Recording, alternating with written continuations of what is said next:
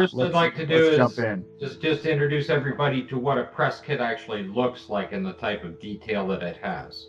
Okay. Can you maximize that window, Scott, so we can see it all on your screen? There we I go.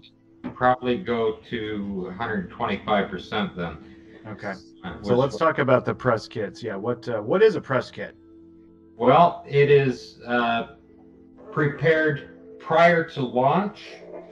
Okay, and it gives detail to the media, basically on basically what is going to happen up to and including liftoff and things like that.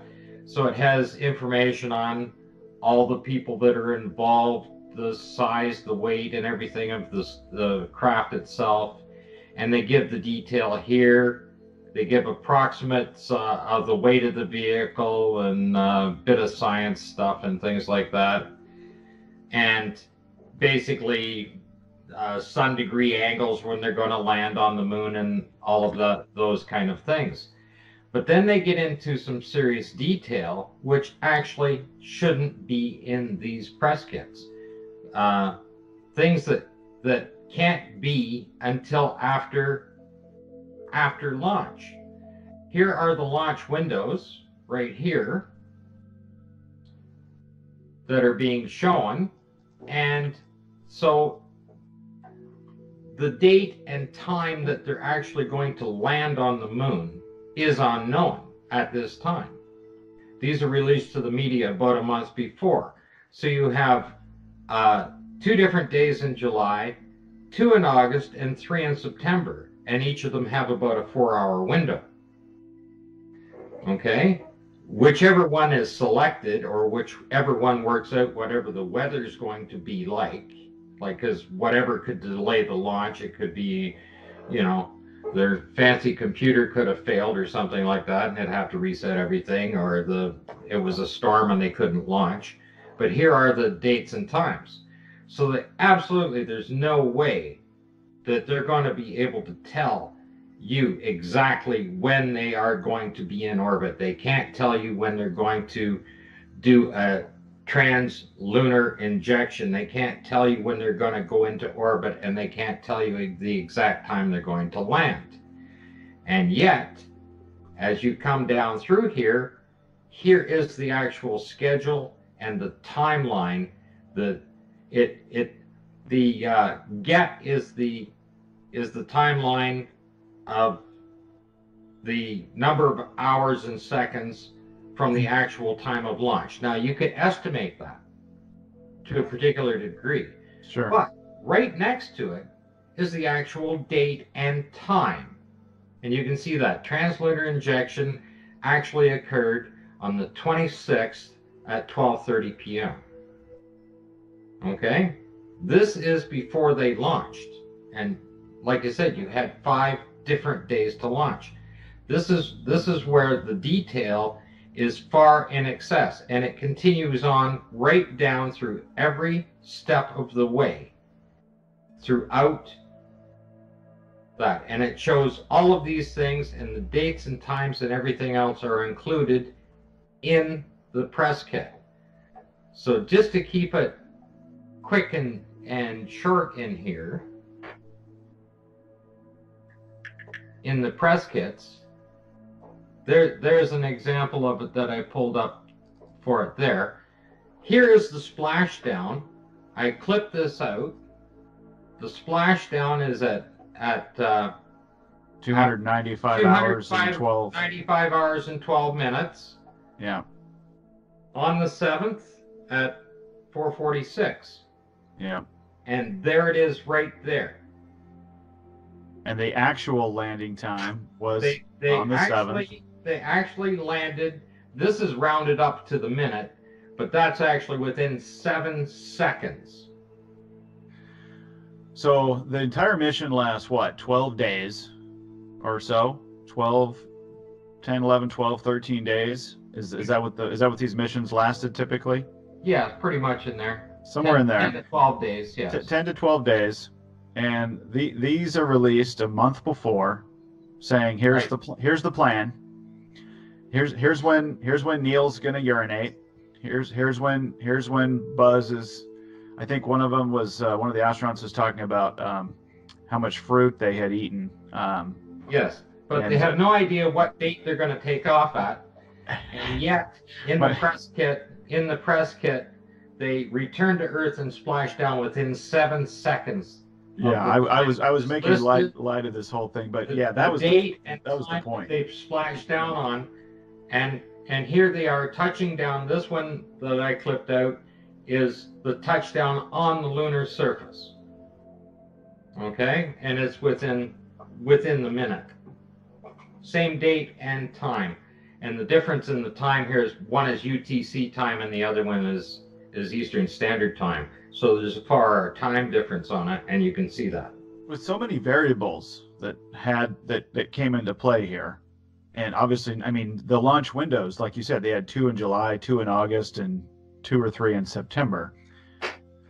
But you could even say that they landed on the 30th of July because they have no idea when they released the press kit what day they were going to take off.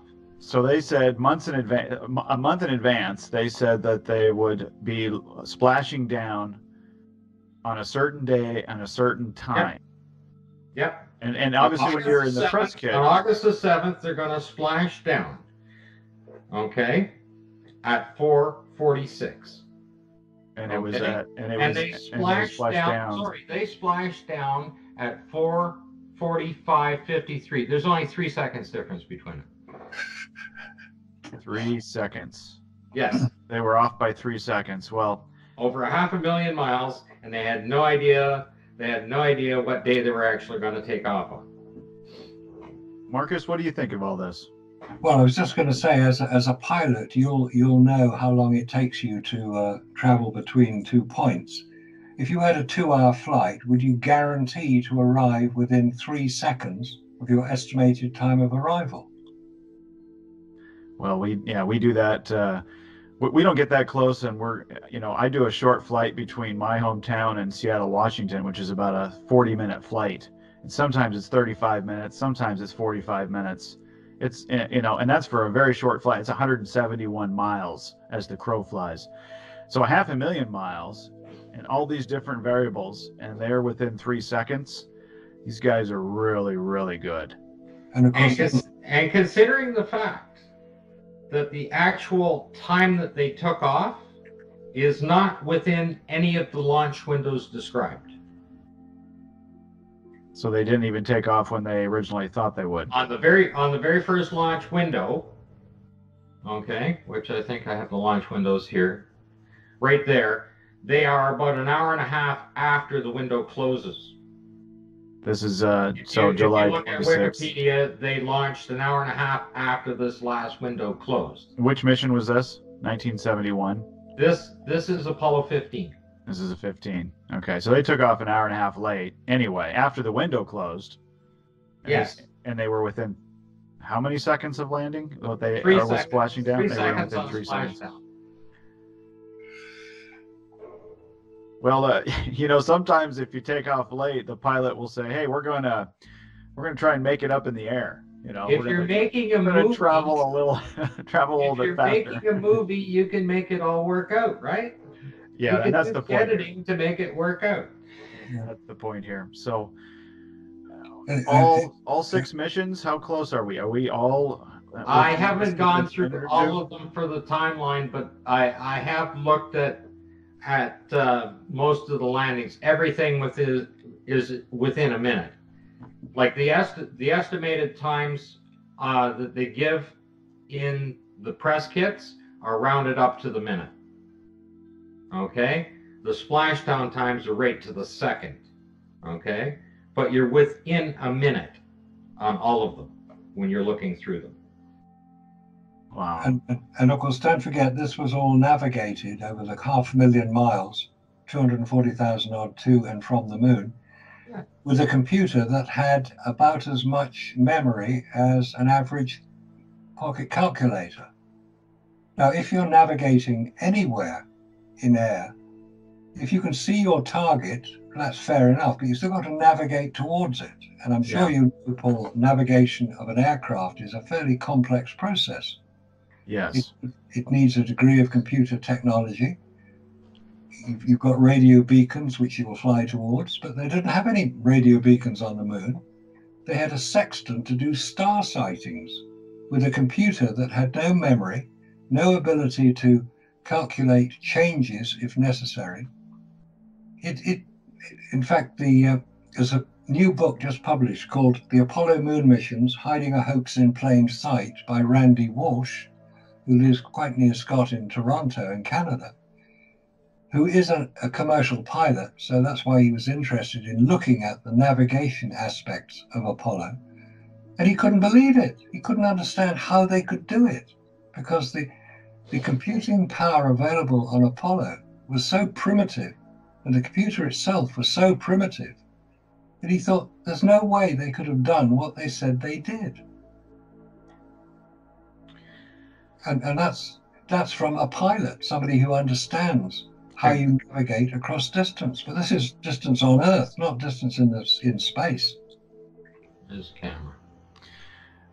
Yeah, so I don't even know how to respond. I mean, it's so ridiculous that, again, when the devil's in the details, you get into the details here like you guys have, and you start comparing notes, you start reconciling what we're told here, what we're told here.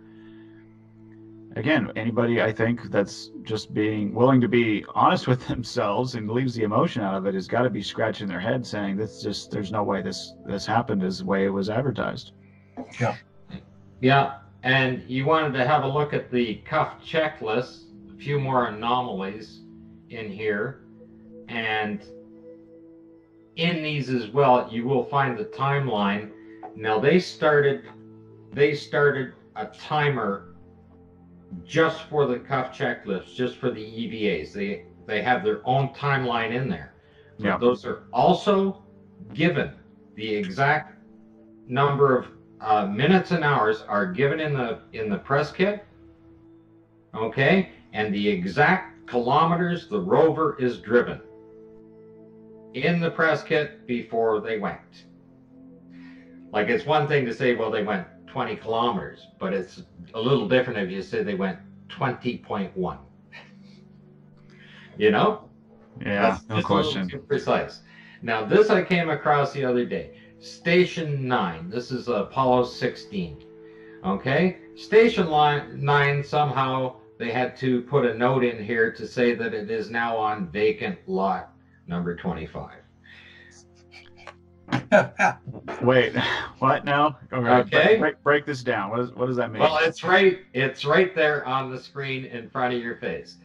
It says Station 9 is at vacant lot 25. Just in case you didn't know where it was located, guys, lunch is on lot number 10. They're serving beer on lot number 8. But when you go back to work, we're going to Station 9, and you got to go to lot 25 to film it. That's what this tells me that it is. I want to know where on the moon there was non-vacant lots. Well, maybe, that guy that's selling lots online on the moon, maybe he knows where this one's located. Maybe he sold it to somebody. But these kind of layouts, again, this is Station 10 on here, and it's giving directions on how to make a trench 20 degrees off of the sun, and none of this makes any sense on what you would be doing on the lunar surface whatsoever. Yeah. All of these are like that. And right here is the 6 hours and 20 minutes. And then 3 minutes more, and 3 minutes more, and 3 minutes more, right, as you go in. I don't know how they could possibly know how long it would take to drive from one location to the other. You don't know what the lunar surface is actually going to be like. Sure. I'm surprised it only takes a little crack in the ground that's a couple of feet high that you can't get over, that you might have to drive around. It doesn't have to be the Niagara Escarpment that you need to drive around. Yeah, the rover getting caught in the sand, I mean, anybody that's driven in sand knows the dangers of that, or at least what the surface was like. But the instructions in here, like this one we went through on the video before, describing the mineral contents of a rock after it's split open. Before they left. Yeah. Because these are obviously prepared in advance of the mission. And they're little cartoons. I'm trying to pull a cartoon up here. All right, well, we need to wrap up here. We've only got about 2 minutes left. I wanted to give you both an opportunity. Well, first of all, thank you both. Really enjoyed this. The more you look into it, the more you're going to be scratching your head and just saying, "Wow, this was quite a well crafted. Maybe not to the degree that we thought, because the more you get into it, the more you can see how they possibly did this thing, how they pulled this off, this propaganda piece." But Marcus, what in your mind, in all of the years that you've been dissecting what we've been given, the public of the world, when it comes to this, what do you think is the most damaging piece of evidence that that this was propaganda? This did not happen as we were told it was. I think it's the most damning piece of evidence is basically the photographs. Allegedly 32,000 were taken by the Apollo missions, 5,771 taken on the lunar surface. If they were taken on the lunar surface, which is extremely doubtful, now we know what the effect of a vacuum in space is. We haven't really even covered the radiation damage that would occur on photographic film, which we know. That's right. That's right. It would reduce the contrast. It's called fogging. You've got all these anomalies, and yet the photographs that NASA present to us as evidence for their lunar landings are so good, so well done, so brilliantly taken, that they could only have been taken by professionals here on Earth under studio-controlled lighting conditions. Exactly. And with that, I hate to cut you off. Scott, I know what yours is. I know it's the wet flag. Well, I just want to say, let's have some enthusiastic observations of the wet flag. There you go. Go.